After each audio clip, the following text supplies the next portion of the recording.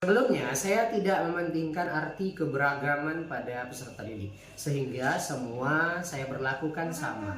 Tidak peduli apa kesukaannya, bagaimana gaya belajarnya, atau apa yang membuat anak merasa nyaman di dalam kelas. Namun, setelah saya mempelajari teori pembelajaran berdiferensiasi, saya mulai memahami dan mencoba memberikan pembelajaran yang disesuaikan dengan kebutuhan belajar peserta didik. Nah, melalui pembelajaran berdiferensiasi, kita berupaya untuk memberikan pendidikan terbaik bagi anak agar mereka dapat belajar sesuai dengan minat, apa yang disukainya, dan sesuai dengan kebutuhannya. Sekarang banyak sekali platform-platform yang sudah disediakan oleh pemerintah untuk menunjang dan mengupgrade segala kemampuan kita. Salah satunya kita dapat menonton ataupun menyaksikan beberapa tayangan-tayangan yang ada di platform Merdeka Mengajar. Nah, di situ banyak sekali pembelajaran yang dapat kita ambil sebagai salah satu inspirasi yang dapat kita terapkan dalam pembelajaran kita di kelas. Peserta didik memiliki keanekaragaman, mereka memiliki keunikan masing-masing dan gaya belajar yang berbeda-beda.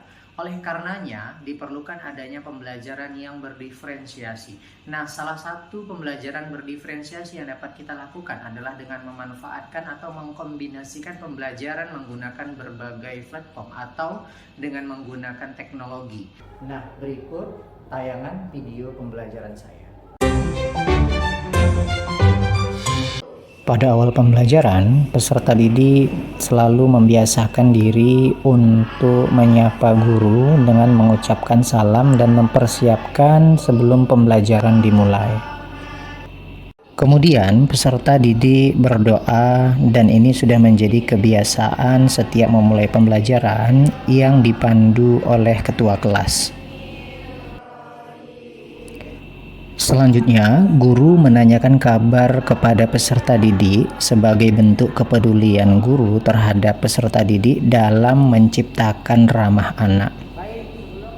Sebagai bentuk kepedulian saya sebagai guru, sebelum memulai pembelajaran, saya mengecek kondisi kelas dan mengecek kehadiran siswa.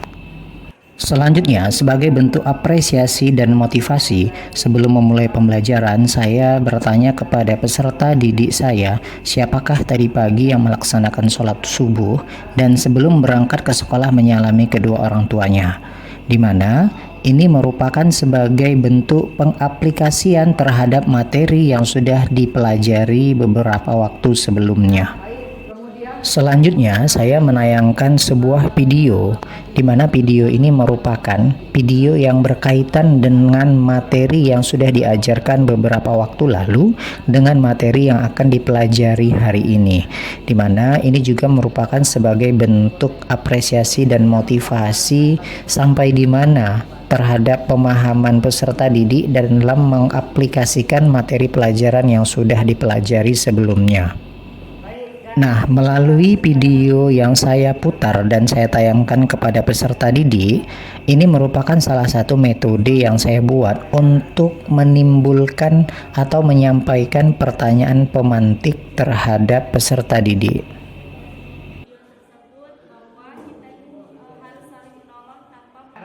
Nah, setelah memberikan pertanyaan-pertanyaan pemantik sebagai bentuk menimbulkan stimulus dan respon peserta didik, saya memberikan sebuah pretest dalam bentuk chat form. Kita lakukan di dalam pembelajaran di kelas. Nah, selanjutnya saya akan menjelaskan sekilas tentang materi pembelajaran yang akan dibahas pada hari ini. Namun sebelum menjelaskan materi, saya menyampaikan beberapa tujuan pembelajaran terkait tentang pembelajaran yang akan dibahas pada hari ini. Nah, pada kegiatan inti, saya menampilkan tayangan materi pelajaran berupa slide, di mana tayangan tampilan slide ini sudah saya sematkan di dalam Google Site, di mana Google Site ini merupakan website mini yang saya kemas dan saya buat, yang di dalamnya itu mencakup materi-materi pelajaran, baik itu berupa teks, berupa video pembelajaran.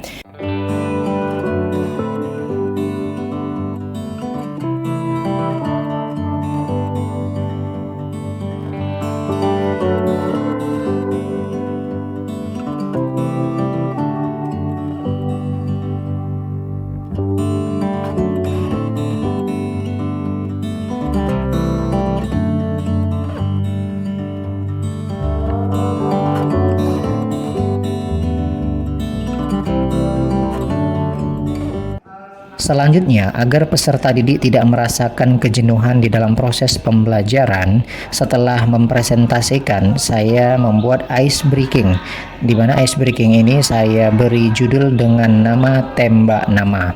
Jadi ice breaking tembak nama ini berkaitan dengan materi yang baru mereka bahas. Nah, di sini terlihat peserta didik begitu antusias dalam mengikuti ice breaking yang saya berikan. Di akhir pembelajaran, saya memberikan kuis dalam bentuk chat form yang saya buatkan linknya, kemudian saya kirim ke grup WA kelas, sehingga mereka dapat mengaksesnya menggunakan handphone masing-masing, di mana ini merupakan sebagai asesmen akhir terhadap pemahaman materi yang baru saja saya sampaikan kepada peserta didik.